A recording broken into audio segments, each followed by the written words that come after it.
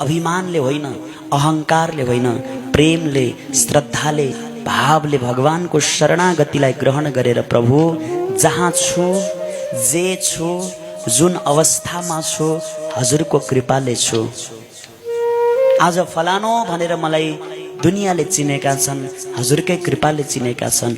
जे छ मसँग हजुरकै कृपाले छ, हजुरकै सम्पत्ति छ, हजुरकै पदार्थ छ।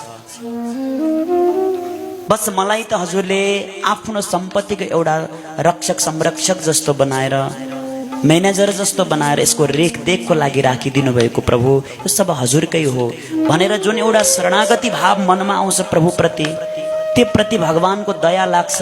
त्यो 84 लाख चक्करबाट छुटाएर फेरि भगवानले आत्मालाई परमात्मा आफूमा लीन बनाउनुहुन्छ। अब यति बेला पनि भक्ति भाव छैन, भगवान प्रति नतमस्तक हुनु छैन, भगवान प्रति धन्यवाद दिनु छैन, प्रभुले दिएको यति सुन्दर चोलालाई सामान्य व्यवहारमै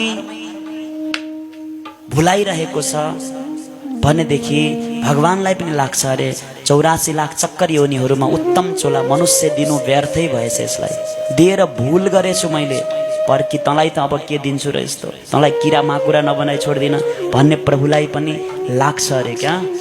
त्यही भएर सुन्दर मानव चोला पाएका छौँ भने यसलाई सार्थक बनाऊ कसरी? ज्ञाने नहिना पशुभीर नराणा। यदि ज्ञानबाट भक्तिबाट हामी हिँड्छौँ, च्युत छौँ भने हामी छन त 2 खुट्टा छ, पुच्छर छैन, तर 4 खुट्टा